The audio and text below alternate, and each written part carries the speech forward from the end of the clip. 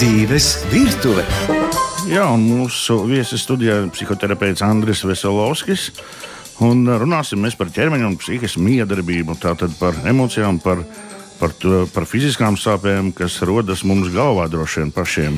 Jā, Andri, par dažādām kaitēm vēlreiz sveicināt Latvijas Radio 2 studijā. Mums visiem ir pazīstams un zināms teiciens, mēs paši bieži to lietojam. Visas problēmas sākas galvā. Un droši vien jūs, kā psihoterapeits, to varat vistiešākā veidā apstiprināt.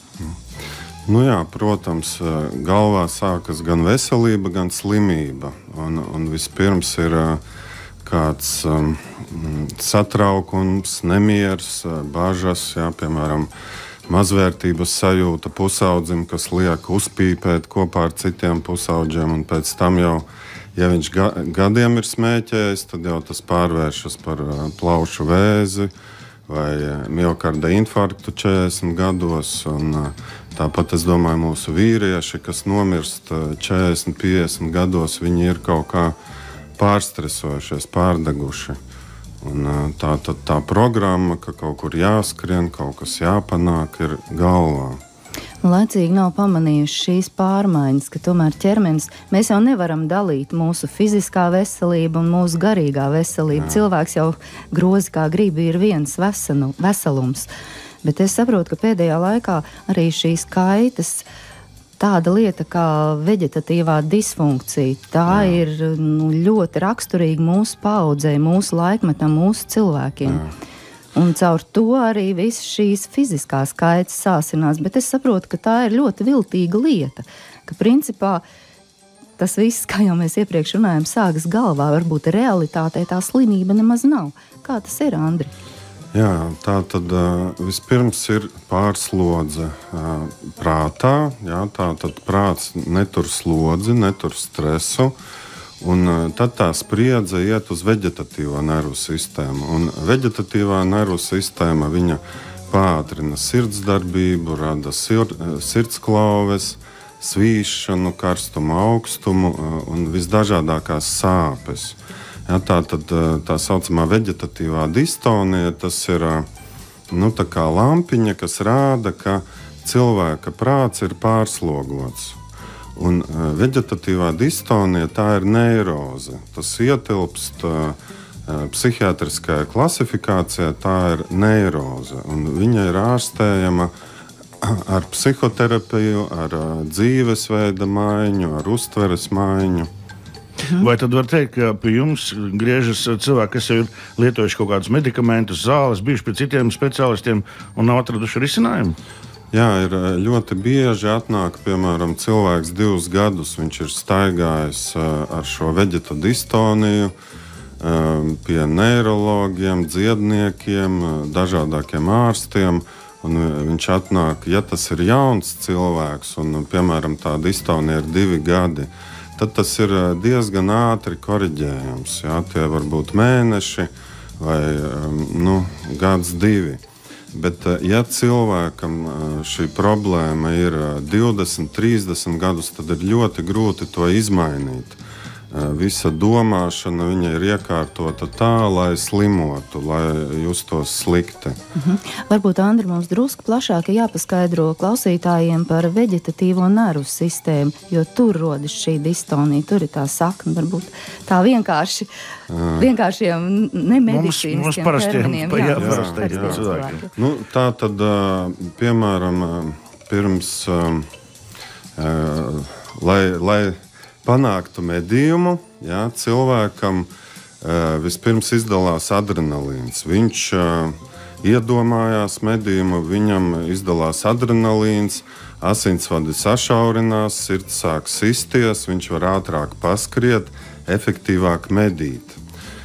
Un šī veģetatīvā nervu sistēma organizē, sagatavo organismu cīņai vai bēgšanai. Ja prātā ir pārslodze un cilvēks, piemēram, visu laiku domā par medīšanu, vai viņš nomedīs vai nenomedīs, baidās par to, tad prātā ir pārslodze un šīs sirdsklauves, svīšana, šie veģetatīvie traucējumi notiek visu laiku. Un vēders sāpes caurē, tur ir ļoti daudz liela šī pazīme. Jā, klasiski pirms eksāmena lāča slimība, ir caurē. Bet tā tad nelaime ir tā, ka cilvēks nespēja atslēgties, izslēgties, un tad viņš ir visu laiku stresā. Normāla reakcija pārvēršas par slimību. Un es saprotu, šī slimība pārvēršas tādā veidā, un, teiksim, sāks šīs sirds klaust, tu domā, man kaut kas nav sirdi kārtībā, vai sāks tur caurē un domā, kaut kas man ar vēderu, bet īstenībā tev viss ir kārtībā, tā problēma ir radusies galvā, bet arī šo problēmu izprovocē dažādas lietas, tas ir ļoti dažādi, cits cilvēks nevar braukt transporta līdzeklī, citam ir bail iziet no mājām, cits baidās varbūt no telefona. Tur šīs izpausmes ir ļoti dažādas, garīgās izpausmes, kuras tiek sasauktas ar mūsu fizisko ķermeni. Bet kādas ir iespējas, teiksim, kā ar zālēm, ar medikamentiem, vai arī pietiek ar sarunu ilgāk? Skatoties, cik tas ir bijis ilgi, cik tas ir tālu aizgājis, vislabāk ir jau no bērnības bērnus mācīt tikt galā ar problēmām. Piemēram, tas pats pusaudzis, kurš nejūtās labi starp vienaudžiem, viņam būtu kaut kā jāmācās komunicēt, jābūt stipram sportā, tad ar to viņš varētu izcelties vai ar dejošanu. Bet ja viņš nespēja izcelties tādā labā veidā, tad viņš sāk sastresoties, viņam parādās šie traucējumi, viņam negribās iet uz skolu, viņš saslimst, viņam raksta slimības lapas un viņš iemācās slimot. Tā skaitā ļoti bieži pusauģiem sāp vēders, galva, kas arī nav nekas fizisks, bet psiholoģisks. Pat bērndārzā es zinu, ka tiklīdz bērns no mājas vidas tiek uz bērndārzu, pirmais gads ir praktiski lielākoties slimo bērns. Nedēļu bērndārzā, nedēļu mājās atkal slimo, un temperatūra, tieši tā galvas sāpes, vēdera izskatās. Tas, es domāju, tur ļoti spilgti var redzēt, kā stress pārvēršas par slimību. Tas mazulis pusdienu viņš ir dārziņā, un pēc pusdienas viņam jau ir temperatūra.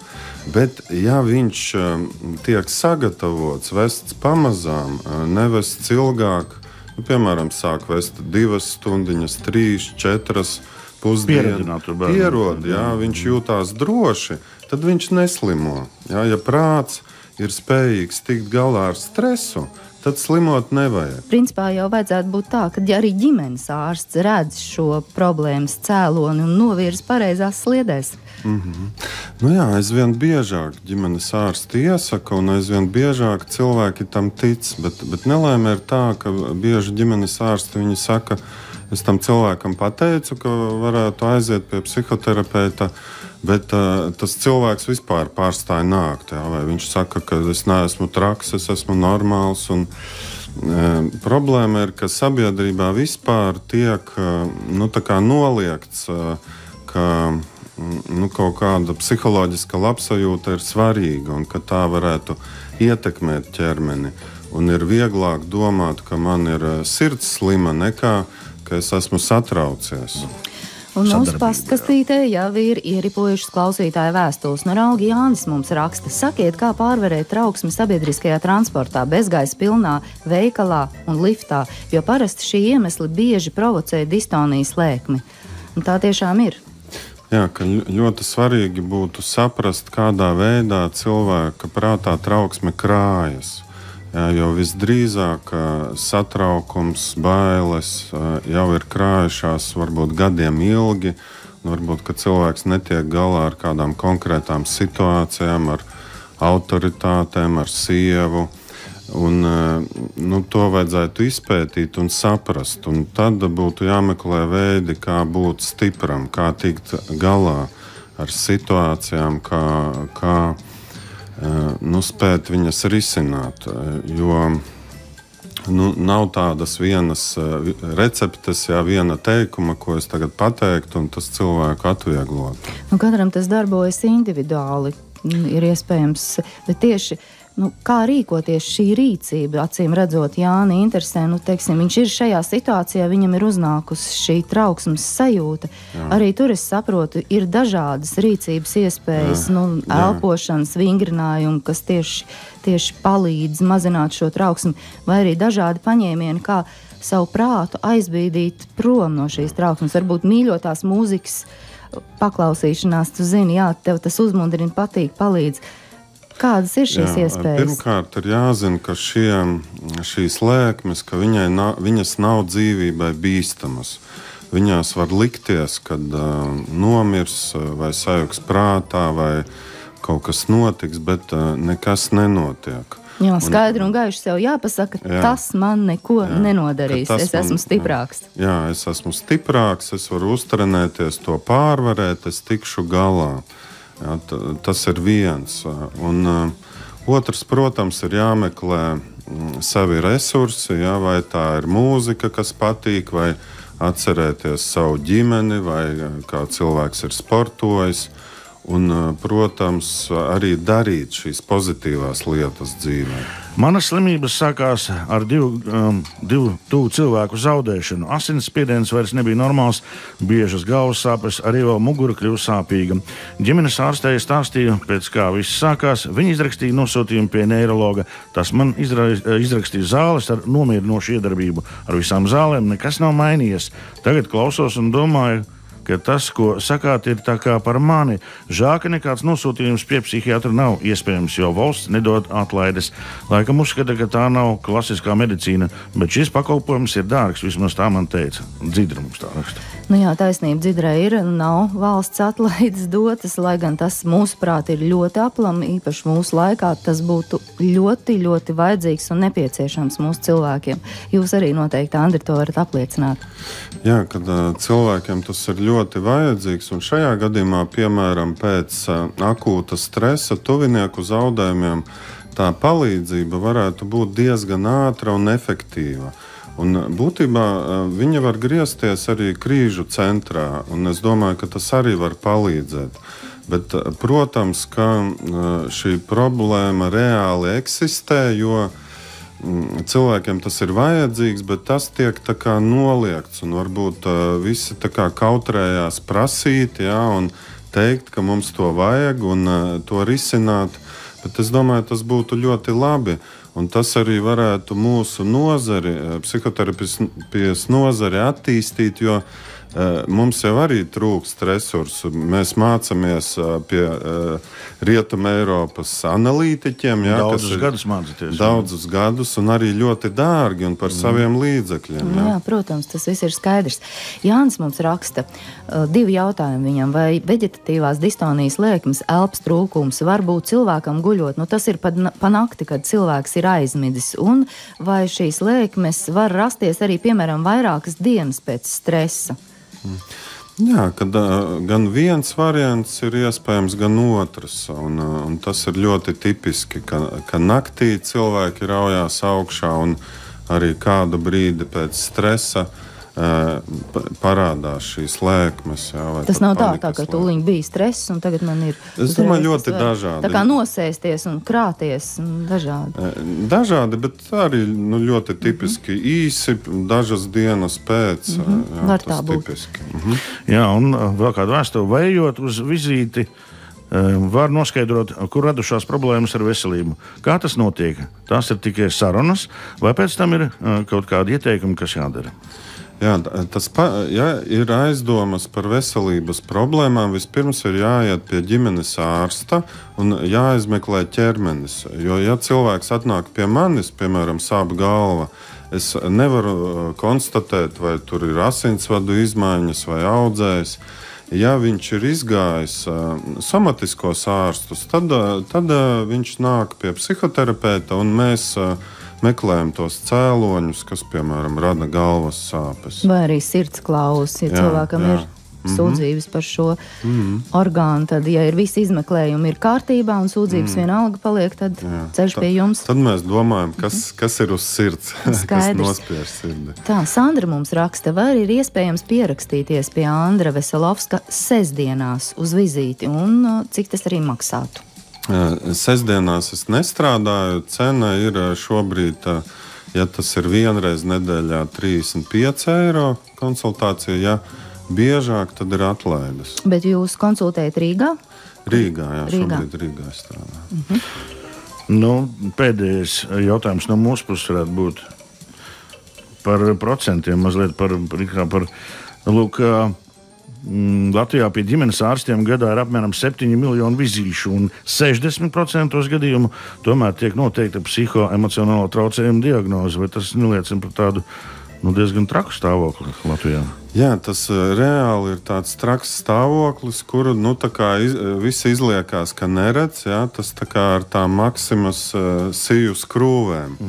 Jā, visi taču celtnieki tur staigāja un redzēja, bet tā kā neredz. Un tiešām ģimenes ārsti šo situāciju apraksta, un viņi ir nomocījušies, jo viņi nekādīgi šiem cilvēkiem nevar palīdzēt. Un arī šobrīd mums ir tāda iniciatīva kopā ar ģimenes ārstiem uzrunāt varbūt institūcijas, lai psihoterapiju sāktu apmaksāt. Bet jo vairāk cilvēku par to runās, prasīs, jo aktuālāks tas jautājums paliks, un varbūt tiešām valdība arī sāks domāt par to. Sāks domāt un saprast, kad taču pirms tā slimība ir iestājusies, kaut kas būtu jādara. Ne tikai domāt, bet arī darīt. Pat jau ir jādara pēdējais brīdis, kad tas ir jādara. Mums ir jāsit šis trauksmes zvans, lai psihoterapeita pakalpojumi būtu valsts apmaksāti. Un to mēs kā pilsoņi esam tiesīgi, drīkstam un varam prasīt un prasām. Un paldies par sarunu mūsu šīs dienas viesim, psihoterapeitam Andrim Veselovskim. Paldies jums! Paldies visiem! Dzīves virtuve!